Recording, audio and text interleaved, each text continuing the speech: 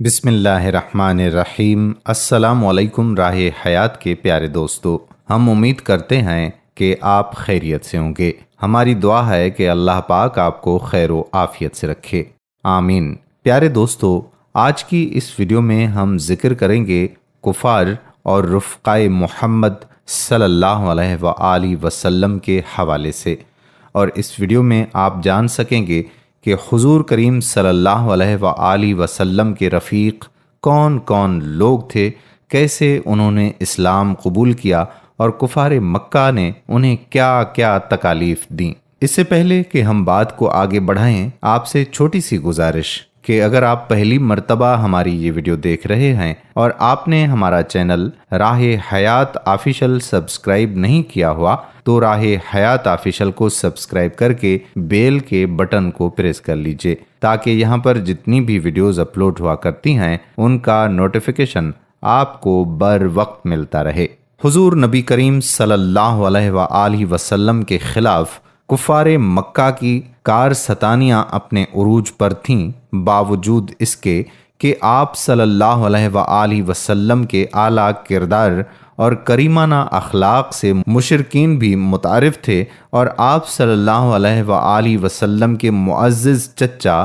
ابو طالب کی حمایت اور حفاظت آپ صلی اللہ علیہ وآلہ وسلم کو حاصل تھی۔ دیگر مسلمانوں خصوصاً کمزور افراد کی ایذا رسانی کی کارروائیوں کی تفصیل کچھ زیادہ ہی سنگین اور تلخ ہے۔ ابو جہل نے یہ وتیرہ اپنا رکھا تھا کہ جب کسی معزز اور طاقتور آدمی کے مسلمان ہونے کی خبر سنتا تو اسے برا بھلا کہتا، ذلیل و رسوا کرتا اور مال و جاہ کو سخت خسارے سے دوچار کرنے کی دھمکیاں دیتا، اور اگر کوئی کمزور آدمی مسلمان ہوتا تو اسے مارتا اور دوسروں کو بھی انہیں تکالیف پہنچانے کے لیے کہتا۔ حضرت عثمان بن عفان رضی اللہ تعالیٰ عنہ جب مسلمان ہوئے تو ان کا چچا انہیں کھجور کی چٹائی میں لپیٹ کر نیچے سے دھواں دیتا۔ حضرت مصعب بن عمیر رضی اللہ تعالیٰ عنہ بھی بڑے ناز و نام میں پلے تھے۔ ان کے قبول اسلام کی خبر جب ان کے گھر والوں کو ملی تو گھر والوں نے ان کا دانا پانی بند کر دیا اور انہیں گھر سے نکال دیا۔ حالات کی شدت سے دوچار ہوئے تو کھال اس طرح ادھڑ گئی جیسے سانپ کینچلی چھوڑتا ہے۔ حضرت عمار بن یاسر رضی اللہ تعالیٰ عنہ بنو مخزوم کے غلام تھے۔ انہوں نے اور ان کے والدین نے اسلام قبول کیا تو کفار نے اس قدر ظلم کیا کہ وہ اپنی جانوں سے ہاتھ دھو بیٹھے۔ سخت دھوپ کے وقت انہیں پتھریلی زمین پر لٹا کر سینے پر سرخ پتھر رکھ دیتے تھے اور کبھی پانی میں ڈبویا جاتا تھا۔ مشرکین ان سے مطالبہ کرتے کہ جب تک محمد صلی اللہ علیہ وآلہ وسلم کو برا بھلا نہیں کہو گے یا لات و عزا کے بارے میں کلمہ خیر نہ کہو گے، ہم تمہیں نہیں چھوڑیں گے۔ حضرت عمار رضی اللہ تعالیٰ عنہ ان کی بات ماننے پر مجبور ہو گئے اور روتے ہوئے خدمت اقدس میں حاضر ہوئے تو یہ آیت نازل ہوئی جس کا ترجمہ ہے، جو کوئی منکر ہو اللہ سے یقین لائے پیچھے مگر وہ نہیں جس پر زبردستی کی اور اس کا دل برقرار رہے ایمان پر، لیکن جو کوئی دل کھول کر منکر ہوا سو ان پر غضب ہے اللہ کا اور ان کو بری مار ہے۔ سورہ نحل آیت نمبر 104۔ حضرت عمار رضی اللہ تعالیٰ عنہ نے اسی ظلم و ستم کے نتیجے میں شہادت پائی۔ ان کی والدہ حضرت سمیہ رضی اللہ تعالیٰ عنہا اسلام کی پہلی شہید خاتون تھی جن کو ابو جہل نے نیزہ مار کر شہید کر دیا تھا۔ حضرت خباب بن ارت ام انمار کے غلام تھے۔ ان کی ملکہ قبیلہ خزا سے تعلق رکھتی تھی۔ قبیلہ والوں نے حضرت خباب رضی اللہ تعالیٰ عنہ کو سزا دینے کا یہ طریقہ استعمال کیا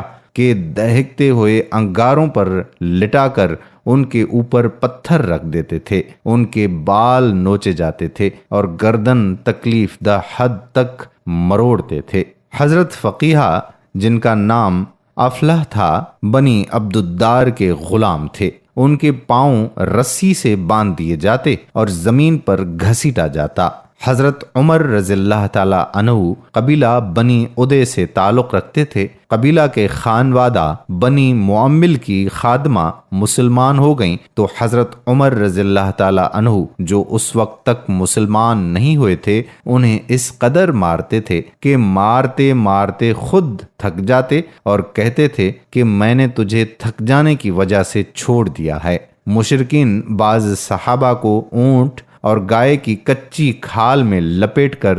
دھوپ میں ڈال دیتے تھے۔ بعض صحابہ کو لوہے کی زرہ پہنا کر جلتے ہوئے انگاروں یا پتھروں پر لٹا دیتے تھے۔ پہلے غلام جو حضرت زید رضی اللہ تعالیٰ عنہ کے بعد حلقہ اسلام میں داخل ہوئے وہ حضرت بلال حبشی رضی اللہ تعالیٰ عنہ تھے۔ جزیرۃ العرب میں 3 چیزیں کسی انسان کے لیے مکمل تیرہ بختی کی علامت سمجھی جاتی تھیں: ایک اجنبی یا بیگانہ ہونا، دوسرے غلام ہونا اور تیسرے سیاہ فام ہونا، اور حضرت بلال رضی اللہ تعالیٰ عنہ میں یہ تینوں چیزیں موجود تھیں۔ جب ان کے مالک کو یہ اطلاع ملی کہ بلال رضی اللہ تعالیٰ عنہ مسلمان ہو گئے ہیں تو وہ انہیں مکہ سے باہر لے گیا اور ان کے کپڑے اتروا کر انہیں دہکتے ہوئے سورج کے نیچے تپتی ہوئی ریت پر لٹا دیا۔ ان کے ہاتھ پیر باندھ دیے اور سینے پر بھاری پتھر رکھوا دیا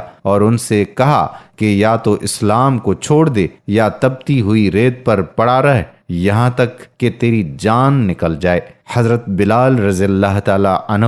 یہ جانتے تھے کہ ان کا مالک اپنے کہے پر عمل کرے گا اور ان کے ہاتھ پیر نہیں کھولے گا، لیکن انہوں نے دین حنیف سے دستبردار ہونے کی بجائے موت سے ہم آغوش ہونا گوارا کر لیا اور مرنے کے لیے تیار ہو گئے۔ لیکن اسی دوران عبداللہ بن عثمان جو حضرت ابو بکر رضی اللہ تعالیٰ عنہ کے نام سے مشہور تھے، حضرت بلال رضی اللہ تعالیٰ عنہ کو نجات دلانے کی غرض سے ان کے مالک کے پاس پہنچے اور ان کے سامنے حضرت بلال رضی اللہ تعالیٰ عنہ کو خریدنے کی تجویز پیش کر دی۔ حضرت بلال رضی اللہ تعالیٰ عنہ کے مالک نے جب یہ دیکھا کہ حضرت ابو بکر رضی اللہ تعالیٰ عنہ اس کے غلام کو بہت مناسب قیمت پر خرید رہے ہیں تو اس نے انہیں بیچنے پر رضامندی ظاہر کر دی اور حضرت ابو بکر رضی اللہ تعالیٰ عنہ نے حضرت بلال رضی اللہ تعالیٰ عنہ کو خریدنے کے بعد آزاد کر دیا۔ 2 عورتیں جو حضرت عمر رضی اللہ تعالیٰ عنہ کی خادمہ تھیں حلقہ اسلام میں داخل ہو گئیں۔ ان میں سے ایک کا نام لبنیہ اور دوسری کا نام زنیرہ تھا۔ حضرت عمر رضی اللہ تعالیٰ عنہ بلال رضی اللہ تعالیٰ عنہ کے مالک کی طرح شقی القلب نہ تھے کہ ان کنیزوں کو بندھوا کر تپتی ہوئی زمین پر پھینک دیں، بلکہ انہوں نے ان دونوں کو کوڑوں کی سزا کا مستحق سمجھا اور ان سے کہا کہ میں اس وقت تک تم پر کوڑے برساتا رہوں گا جب تک 2 باتوں میں سے ایک پوری نہ ہوگی: تم محمد صلی اللہ علیہ وآلہ وسلم کے دین کو چھوڑ دو یا تمہاری جان نکل جائے۔ اگرچہ ان دونوں کنیزوں کا بدن لہو لہان ہو چکا تھا لیکن انہوں نے محمد صلی اللہ علیہ وآلہ وسلم کے دین کو چھوڑنے سے انکار کر دیا۔ یہاں ایک بار پھر حضرت ابو بکر رضی اللہ تعالیٰ عنہ ان کنیزوں کی مدد کو آگے بڑھے اور حضرت عمر رضی اللہ تعالیٰ عنہ سے کہا کہ وہ ان کنیزوں کو ان کے ہاتھ فروخت کر دیں۔ حضرت عمر رضی اللہ تعالیٰ عنہ نے دونوں کنیزوں کو حضرت ابو بکر رضی اللہ تعالیٰ عنہ کے ہاتھوں فروخت کر دیا اور انہوں نے دونوں کو آزاد کر دیا۔ چوتھی عورت جو اسلام لائی وہ صحرا میں رہنے والی ایک خاتون تھی جس کا نام غزیہ رضی اللہ تعالیٰ عنہا تھا۔ غزیہ رضی اللہ تعالیٰ عنہا کنیز نہیں تھی، وہ مکہ آنے کے بعد مسلمان ہو گئی اور پھر کھلے عام لوگوں کو اسلام کی دعوت دینے لگی۔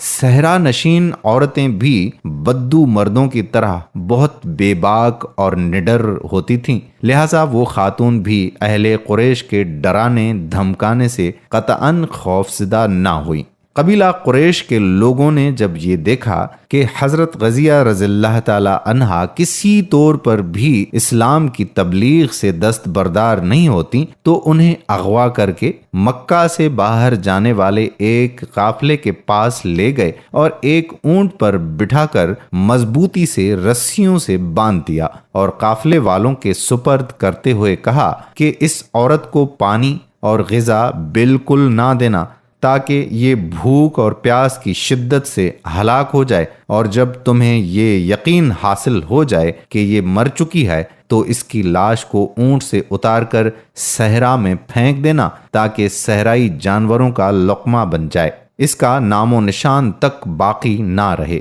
ایک روایت کے مطابق غزیہ رضی اللہ تعالی عنہا کہتی ہیں کہ 3 دن بھوک اور پیاس نے مجھے نڈھال کر دیا تھا، لیکن چوتھے دن مجھے اپنے ہونٹوں پر ٹھنڈے پانی کی نمی محسوس ہوئی اور میں نے بے اختیار ہو کر پانی پینا شروع کر دیا اور اتنا پیا کہ میری پیاس بجھ گئی۔ اگلے دن قافلے والوں نے جو یہ تصور کر رہے تھے کہ میں بھوک اور پیاس کی شدت سے ہلاک ہو چکی ہوں، جب مجھے حشاش بشاش دیکھا تو انہیں حیرت ہوئی، اور جب میں نے انہیں گزشتہ رات کا واقعہ سنایا تو وہ اپنے کیے پر نادم ہوئے اور انہوں نے میری رسیاں کھول دیں اور مجھ سے بڑی عزت اور احترام کے ساتھ پیش آئے۔ ابو جہل کی ایک کنیز جس کا نام سمیہ رضی اللہ تعالی عنہا تھا مسلمان ہو گئیں تو ابو جہل نے انہیں بلایا اور یہ حکم دیا کہ فوری طور پر نئے دین سے دستبردار ہو جا۔ سمیہ رضی اللہ تعالی عنہا نے جواب میں کہا کہ میں محمد صلی اللہ علیہ وآلہ وسلم کے دین کو نہیں چھوڑ سکتی۔ ابو جہل نے تیش میں آ کر اپنی ناتواں کنیز پر تازیانے برسانے شروع کر دیے اور انہیں اتنا مارا کہ وہ نڈھال ہو کر زمین پر گر گئیں۔ حضرت ابو بکر رضی اللہ تعالی عنہ اس واقعے سے مطلع ہو گئے اور وہ ابو جہل کے گھر پہنچے اور انہوں نے دیکھا کہ سمیہ رضی اللہ تعالی عنہا بے جان زمین پر پڑی ہوئی ہیں۔ حضرت ابو بکر رضی اللہ تعالی عنہ نے ابو جہل سے کہا کہ میں اس کنیز کو خریدنا چاہتا ہوں۔ ابو جہل بولا کہ میں اسے نہیں بیچنا چاہتا۔ حضرت ابو بکر صدیق رضی اللہ تعالی عنہ نے کہا کہ اے ابو جہل، اگر تو سمیہ رضی اللہ تعالی عنہ کو فروخت کرنے پر رضامند ہو جائے تو میں تجھے 100 دینار ادا کرنے پر تیار ہوں۔ ابو جہل غرایا کہ میں اسے نہیں بیچوں گا۔ حضرت ابو بکر صدیق رضی اللہ تعالی عنہ نے قیمت بڑھا دی اور بولے کہ میں تمہیں سمیہ رضی اللہ تعالی عنہا کے بدلے 150 دینار دینے کو تیار ہوں۔ لیکن ابو جہل کی ضد برقرار رہی اور وہ بولا کہ میں سمیہ رضی اللہ تعالی عنہا کو فروخت نہیں کروں گا۔ حضرت ابو بکر رضی اللہ تعالی عنہ قیمت بڑھاتے رہے، لیکن ہر بار ابو جہل کا جواب وہی تھا کہ اپنی لونڈی کا سودا نہیں کرنا چاہتا۔ حضرت ابو بکر صدیق رضی اللہ تعالی عنہ نے جو اپنی ساری دولت اسلام کی راہ پر خرچ کر چکے تھے، جب یہ دیکھا کہ ابو جہل کسی طور پر بھی سمیہ رضی اللہ تعالی عنہا کو فروخت کرنے پر تیار ہی نہیں، تو انہوں نے ایک نئی تجویز پیش کی اور ابو جہل سے کہا کہ اگر تو سمیہ کو میرے ہاتھوں فروخت کرنے پر راضی ہو جائے تو میں تجھے ابل قاضیہ دینے کو تیار ہوں۔ ابل قاضیہ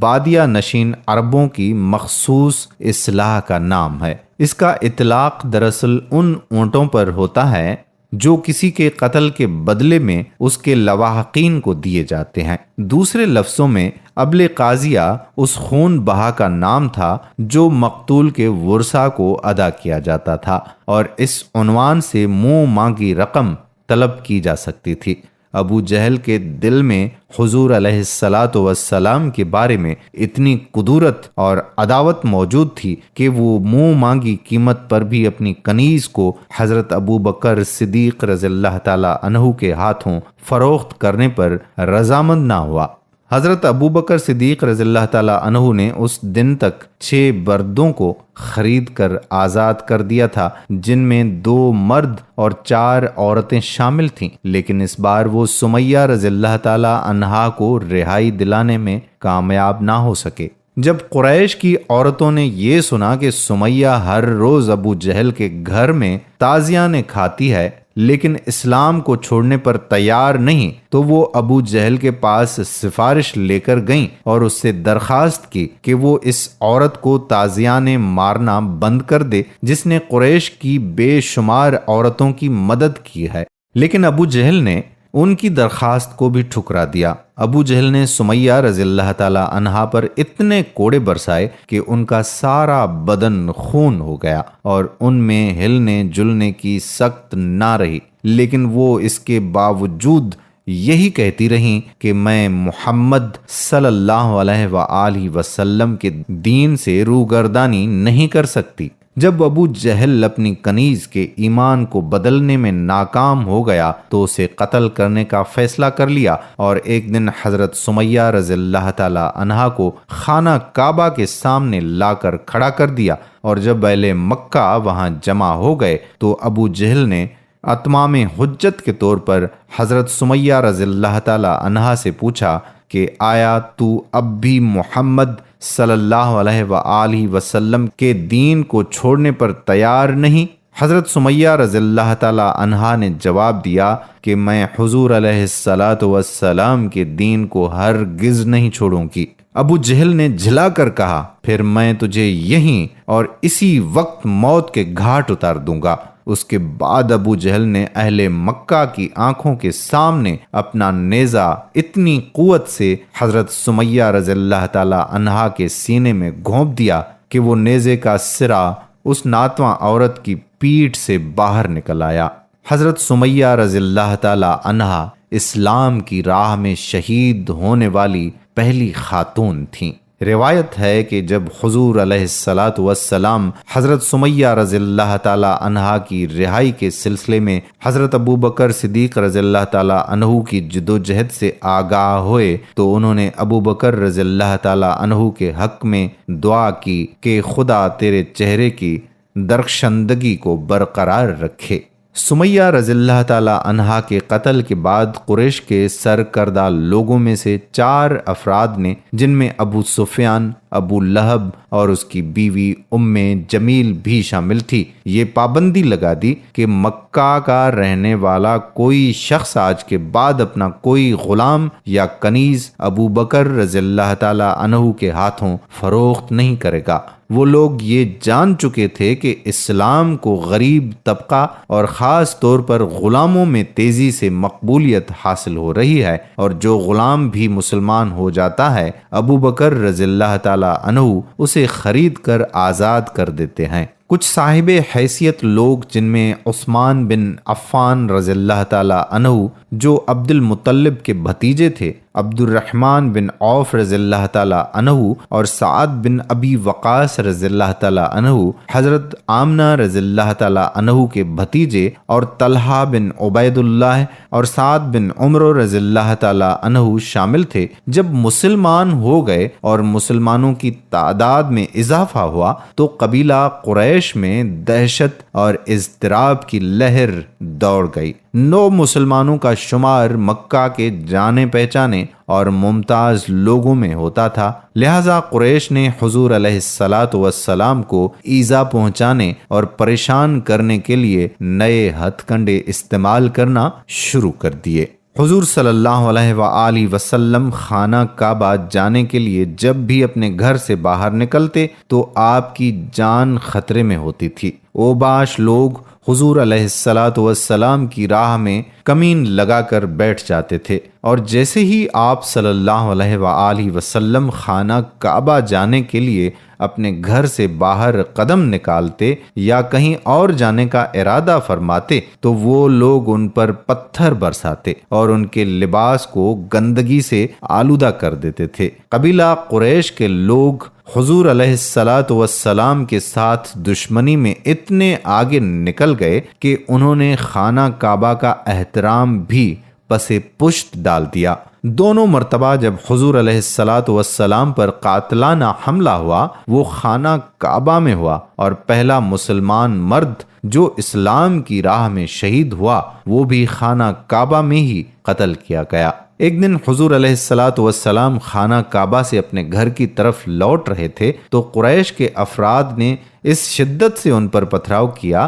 کہ جب وہ گھر پہنچے تو نڈھال ہو کر گر پڑے اور شدید زخمی ہو جانے کے باعث اگلے دن خانہ کعبہ نہ جا سکے۔ اس روز جب دوسرے مسلمان عبادت کی غرض سے خانہ کعبہ پہنچے تو انہیں پتہ چلا کہ آج حضور علیہ الصلاۃ والسلام خانہ کعبہ نہیں آ سکتے، لہٰذا انہوں نے اپنے طور سے عبادت شروع کر دی، اور جب وہ سجدے میں گئے تو ان پر اچانک حملہ کر دیا گیا۔ اس حملے کے نتیجے میں کئی مسلمان شدید زخمی ہو گئے اور حضرت حارث رضی اللہ تعالی عنہ جو حضرت خدیجہ رضی اللہ تعالی عنہ کے فرزند اور حضور علیہ الصلاۃ والسلام کے ستیلے بیٹے تھے، بیت اللہ میں شہید کر دیے گئے۔ اس واقعے کے بعد قبیلہ قریش کے افراد شب و روز خانہ کعبہ کی نگرانی کرنے لگے تاکہ حضور علیہ الصلاۃ والسلام اور ان کے پیروکاروں کو خانہ کعبہ میں داخل ہونے سے روک سکیں۔ حضور علیہ الصلاۃ والسلام نے جب یہ دیکھا کہ اب وہ اپنے اصحاب کے ساتھ خانہ کعبہ میں عبادت نہیں کر سکتے تو انہوں نے مکہ سے باہر ایک ایسی جگہ کا انتخاب کیا جو اطراف کی زمینوں سے گہرائی میں تھی۔ اپنے ساتھیوں کے ہمراہ دن میں 2 بار نماز قائم کرنے کے لیے حضور علیہ الصلاۃ والسلام وہاں جانے لگے۔ حضور پاک صلی اللہ علیہ وآلہ وسلم کی مخالفت کرنے والوں میں سے ایک شخص ایسا تھا جو حضور علیہ الصلاۃ والسلام سے انتہا درجے کی دشمنی رکھتا تھا۔ وہ حضور علیہ الصلاۃ والسلام کا رضائی بھائی ابو سفیان تھا۔ ابو سفیان کا کہنا تھا کہ قریش کو حضور علیہ الصلاۃ والسلام سے جو خطرہ لاحق ہے وہ صرف اسی صورت میں ٹل سکتا ہے کہ انہیں جان سے مار دیا جائے۔ حضرت ابو ذر غفاری رضی اللہ تعالی عنہ جلیل القدر صحابی اور حضور علیہ الصلاۃ والسلام کے جان نثار ساتھی تھے۔ ان کا تعلق قبیلہ غفار سے تھا۔ یہ قبیلہ مکہ کے شمال میں سکون پذیر تھا۔ بادیہ نشین عربوں کی رسم کے مطابق سال میں 4 مہینے کے لیے غارت گیری اور ڈکیتی حرام ہوتی تھی اور ان مہینوں کو ماہ حرام کہتے تھے۔ اسی طرح مکہ کی زیارت پر جانے والے افراد پر حملہ کرنے کی ممانعت بھی تھی، لیکن قبیلہ غفار مذکورہ رسومات اور قوانین کی پابندی نہیں کرتے تھے۔ وہ ماہ حرام میں قافلوں پر لوٹ مار کے غرض سے حملہ کرتے اور مکہ کی زیارت پر جانے والوں کو بھی معاف نہیں کرتے تھے۔ ایک مرتبہ ذی قعد کے مہینے میں قبیلہ والوں نے اپنی حدود سے گزرنے والے ایک قافلے پر حملہ کر کے قافلے کا مال اسباب لوٹ لیا اور قافلے میں شامل مرد، عورتوں اور بچوں کو قتل کر دیا۔ حضرت ابو ذر غفاری رضی اللہ تعالی عنہ جو اس وقت تک مسلمان نہیں ہوئے تھے، انہیں شدید ندامت اور پریشانی کا احساس ہوا اور انہوں نے اپنا قبیلہ چھوڑ دیا۔ کئی ماہ صحرا نوردی کرنے کے بعد مکہ پہنچ گئے۔ یہاں ابو ذر غفاری رضی اللہ تعالی عنہ نے حضور علیہ الصلاۃ والسلام کا نام سنا اور یہ جانا کہ وہ لوگوں کو یکتا خدا کی طرف بلاتے ہیں اور انہیں برے کاموں سے پرہیز کرنے اور شرک کو ترک کرنے کی دعوت دیتے ہیں، تو ابو ذر غفاری رضی اللہ تعالی عنہ نے حضور علیہ الصلاۃ والسلام سے ملنے کا فیصلہ کر لیا اور ایک راہگیر سے پوچھا کہ نبی کریم صلی اللہ علیہ وآلہ وسلم کا گھر کہاں ہے۔ اس شخص نے تعجب خیز نگاہوں سے ابو ذر غفاری رضی اللہ تعالی عنہ کی طرف دیکھا اور پھر اونچی آواز سے چلانے لگا، اے لوگو، ادھر آؤ، اسے پکڑو اور مار ڈالو، کیونکہ یہ ایک مسلمان ہے جو آج ہمارے ہاتھ لگ گیا ہے۔ پلک جھپکتے ہی لوگوں نے ابو ذر غفاری رضی اللہ تعالی عنہ پر حملہ کر دیا اور وہ بوکھلا کر اپنی جان بچانے کی خاطر بھاگ کھڑے ہوئے، لیکن قریش نے ان کا پیچھا نہ چھوڑا اور ان پر پتھروں کی بارش برسا دی۔ اتنے پتھر برسائے گئے کہ وہ نڈھال ہو کر زمین پر گر گئے اور مکہ والوں نے مردہ سمجھ کر انہیں وہیں چھوڑ دیا۔ کسی مسلمان کے سنگسار کیے جانے کی اطلاع حضرت ابو بکر صدیق رضی اللہ تعالی عنہ کو مل گئی تھی، لہٰذا وہ رات کی تاریکی میں آئے اور ایک دوسرے مسلمان کی مدد سے ابو ذر غفاری رضی اللہ تعالی عنہ کو اٹھا کر لے گئے۔ بعد میں پتہ چلا کہ ابو ذر غفاری رضی اللہ تعالیٰ عنہ مسلمان نہیں بلکہ وہ حضور علیہ الصلاۃ والسلام سے ملاقات کرنا چاہتے تھے۔ دوسرے دن ابو ذر غفاری رضی اللہ تعالیٰ عنہ نے حضور پاک صلی اللہ علیہ وآلہ وسلم سے ملاقات کی۔ بعد میں ابو ذر غفاری رضی اللہ تعالیٰ عنہ کا شمار اسلام کے نامور مسلمانوں میں ہونے لگا اور انہوں نے اپنے پورے قبیلے کو مسلمان کر لیا۔ ان کا قبیلہ جو صرف لوٹ مار کے ذریعے زندگی گزارتا تھا، اپنے نفرت انگیز اعمال سے ہمیشہ کے لیے دستبردار ہو گیا۔ اس واقعے سے یہ بات عیاں ہو جاتی ہے کہ مکہ کے باشندے حضور نبی کریم صلی اللہ علیہ وآلہ وسلم کی دشمنی میں اتنے بڑھ گئے تھے کہ اگر کوئی ان کے گھر کا پتہ پوچھتا تو وہ یہ سمجھتے کہ پتہ پوچھنے والا یا تو کوئی مسلمان ہے یا پھر مسلمان ہونا چاہتا ہے، لہٰذا اس پر سنگ باری شروع کر دیتے تھے۔ تو اسلام نے کتنی تکالیف دیکھیں جس کے بعد اسلام کا غلبہ ہوا۔ امید کرتے ہیں کہ ہماری آج کی یہ ویڈیو آپ کو ضرور پسند آئی ہوگی۔ پسندیدگی کا اظہار یہ ہے کہ ویڈیو کو لائک کریں، شیئر کریں اور نیچے دیے گئے کمنٹ باکس میں اپنے کمنٹس بھی ضرور تحریر کریں۔ آنے والی ویڈیو تک اپنے میزبان قادر کلہوڑو کو اجازت دیجیے۔ اللہ حافظ۔